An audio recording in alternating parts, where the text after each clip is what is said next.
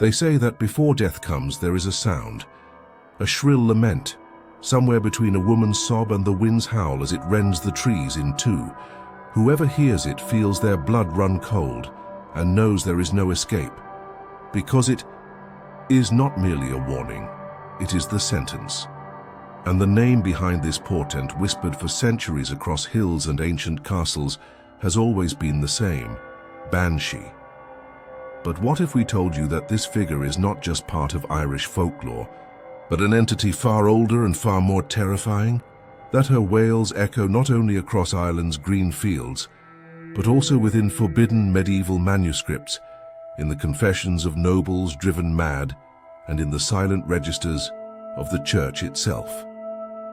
The official story tells us that the Banshee is a fairy, a female spirit who appears to herald the death of certain families' members, a harmless ghost, almost poetic, but that explanation is a lie, a comfortable lie. Beneath the veneer of popular myth lies a trail of horror that defies time. The Banshee is not a mere messenger. She is a remnant of something that existed long before religion, long before civilization, a guardian of thresholds between worlds. And if her voice is heard, it means someone has crossed one of those thresholds. Someone has awoken something that should never have been touched. In this journey, we will open ancestral tombs, decipher forgotten symbols, and revive testimonies that should have remained untold. Because when we delve into the true legend of the Banshee, we discover that her scream is not a farewell. It is a summons. And perhaps by the end of this video you will realize that she was never a legend, only a truth whispered too softly to be heard. Until now. Ready to descend into the realm from which the lament comes? Then close the door. Silence everything. And listen carefully, because when the Banshee calls, it is already too late. Long before she was called the Banshee, this entity had many names, or none at all. She was not a spectral woman in a white gown lamenting upon the hills. She was an invisible presence haunting death and transition rites, venerated by peoples who understood death not as an end, but as a portal. In pre-Christian Ireland, her roots intertwined with the very essence of druidic practices, where everything, forest, wind, blood, was a sign, and no death occurred without a spiritual warning. The Celts did not fear what lay beyond life. They feared not understanding it, and for that they needed interpreters between worlds. Hence the emergence of the bean seed, literally woman of the hill or woman of the fairies, female figures connected to sacred sites such as burial mounds and enchanted woods where the veils between worlds were believed to be thinnest. But these women were no gentle fairies. They were guardians bound by blood and lineage.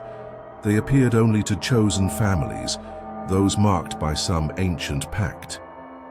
Their laments did not herald any ordinary death, but an ancient transgression finally being called to account.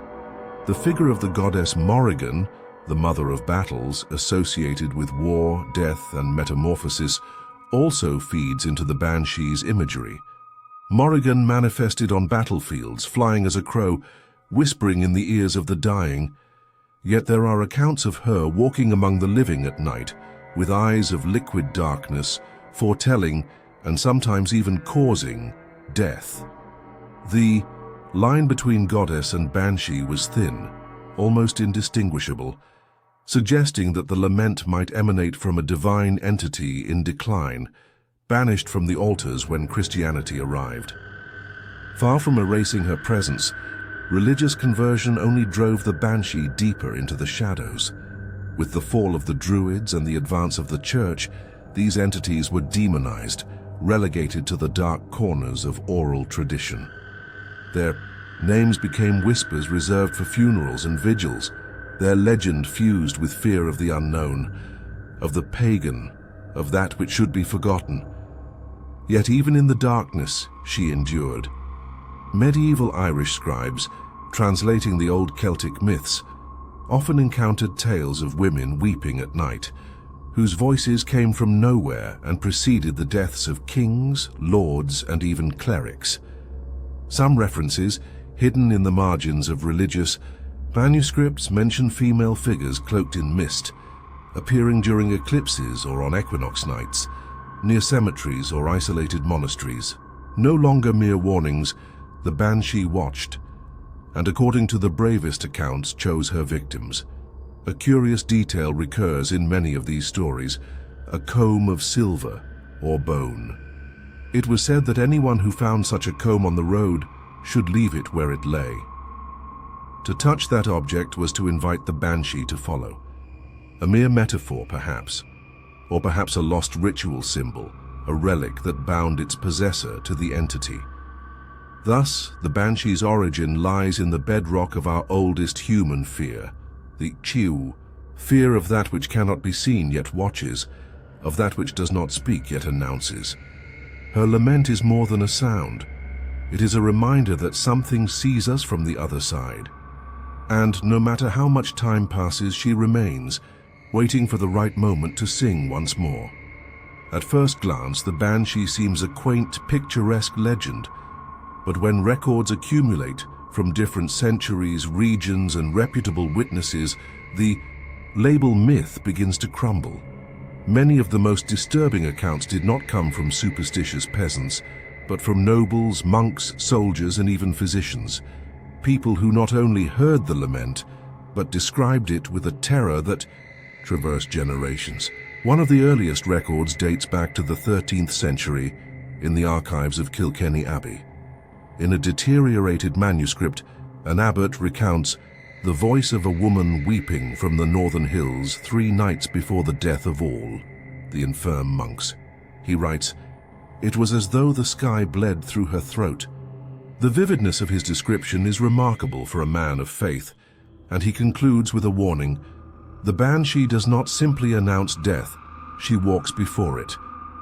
In the 17th century, during the siege of Drogheda, an English commander reported hearing a song of lament drifting among the corpses before the city fell. Believing it might be Irish spies or messengers, he sent his troops to investigate. They found nothing but a hill where the grass lay in a perfect circle, as if something had stood there, motionless, for hours. Shortly afterwards, his soldiers began dying mysteriously in their sleep, without sign of battle. An even more striking case occurred in 1770, involving the O'Brien family, one of Ireland's oldest lineages. On a stormy night, Lady Eleanor O'Brien heard a deep weeping from the fields. Thinking it was a wounded servant, she went to help and found a kneeling female figure clad in rags, long silver hair hiding her face.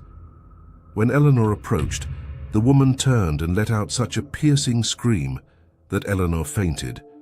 She was found unconscious the next morning and never spoke again.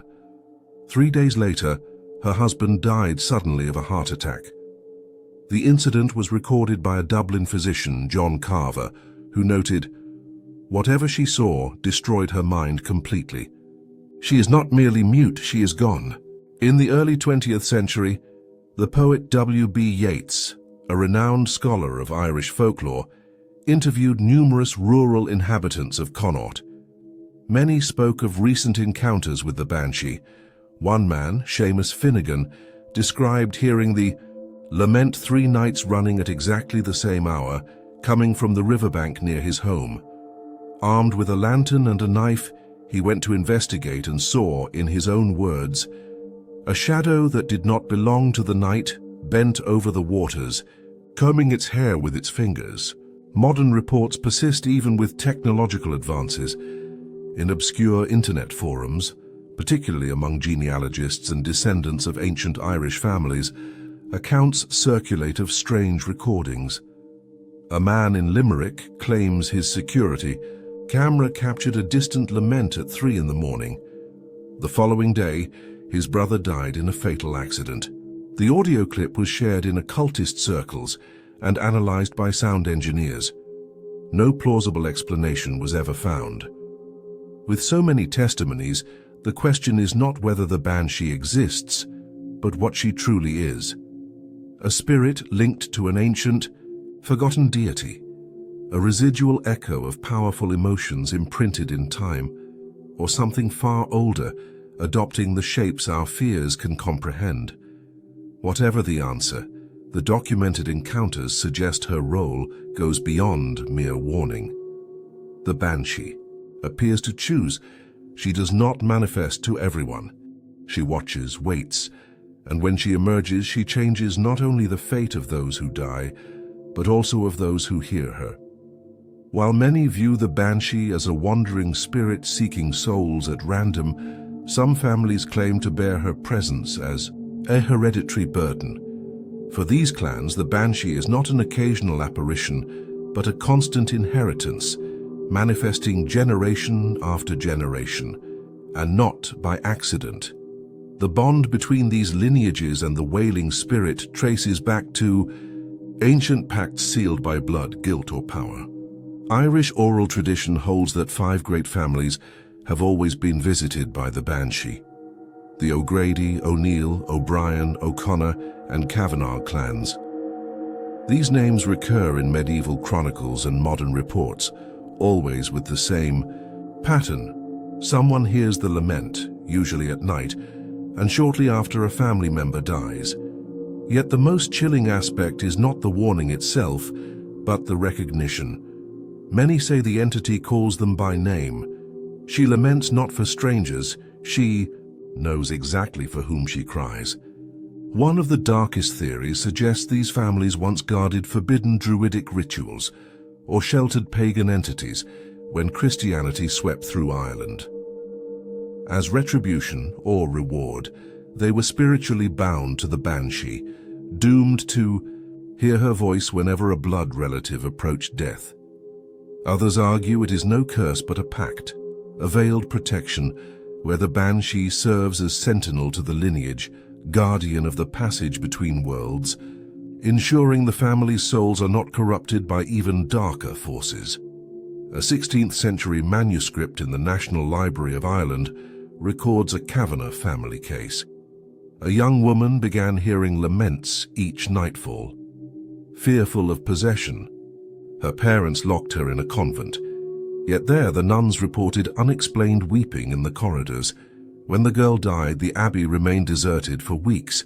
The site is still avoided by locals. There are more recent tales too. In the 1940s in Cork, an O'Neill descendant wrote in letters to a relative in America that her 7-year-old daughter woke nightly, claiming the woman in the mirror taught her to sing. When questioned, the child drew a pale-faced woman, wild hair and blank white eyes. Her grandmother immediately recognized the figure as the Banshee. The girl died of fever a week later, with no clear medical cause. Perhaps the most unsettling case is that of the O'Connor family, whose private archives include a diary kept across generations, recording every Banshee manifestation, time, place, even the sky's hue and the air's scent before the lament began. The pattern never varies. The Banshee appears 3 days before death, near water or ancient trees, never to strangers.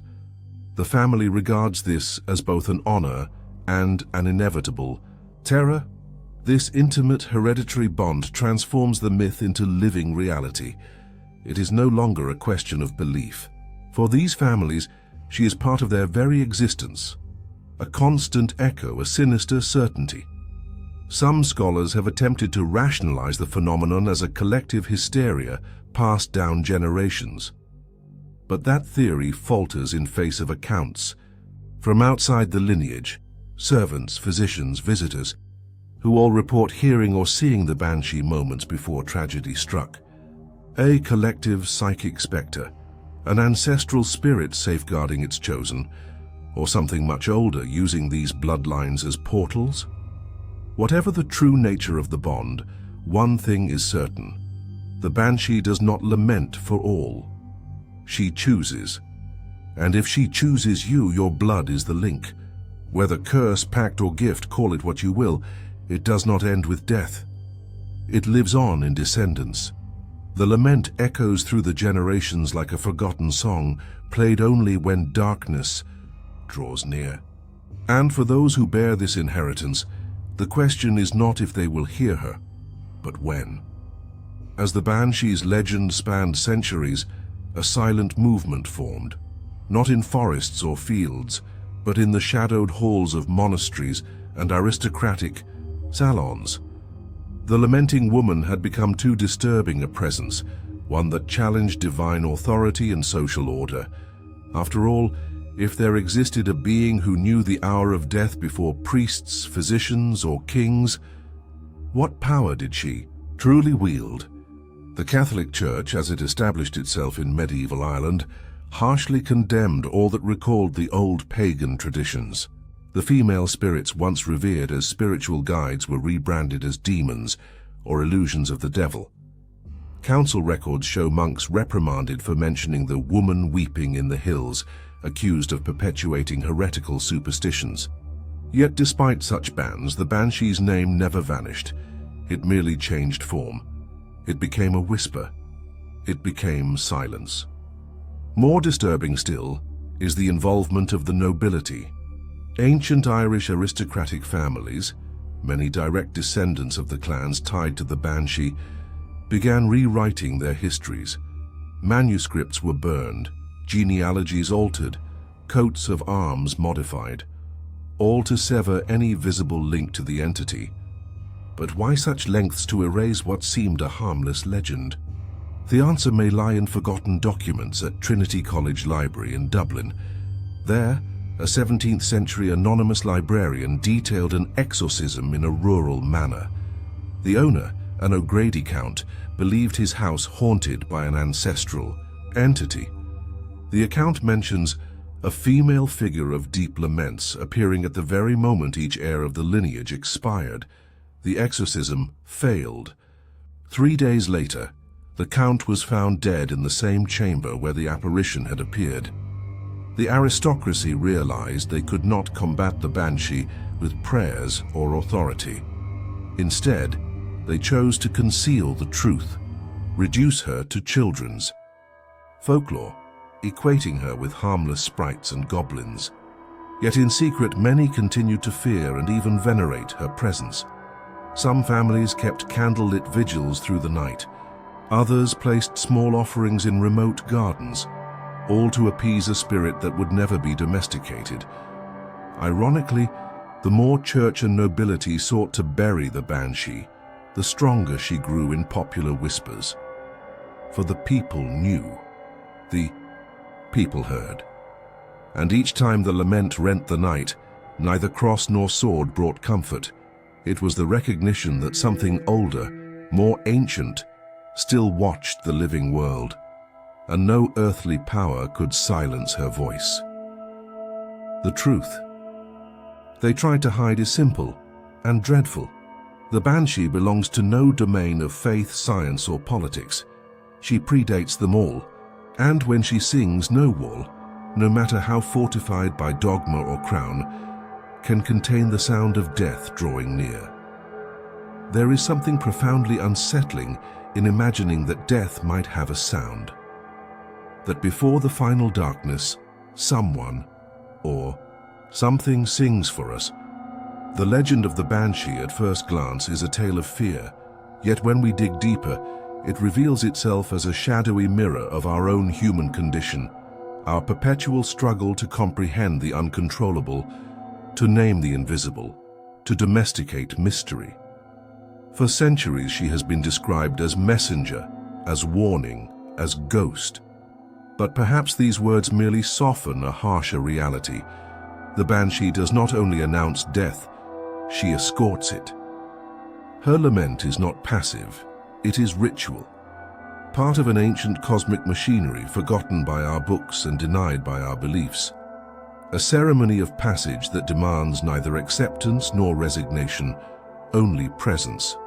And the most disturbing thought is that perhaps she never ceased watching us.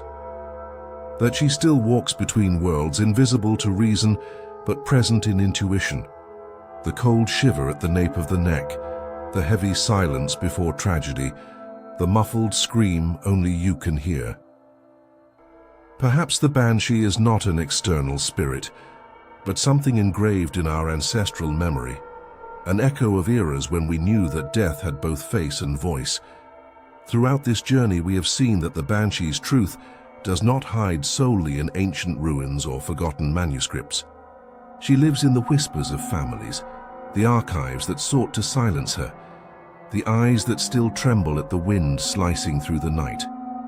And so her legend endures, not as superstition, but as presence. So next time you hear a distant lament, a sorrowful song that seems to come from nowhere, pause and listen closely. It may be only the wind, or it may be her once more singing, not to frighten, but to remind, until our next descent into the shadows of history.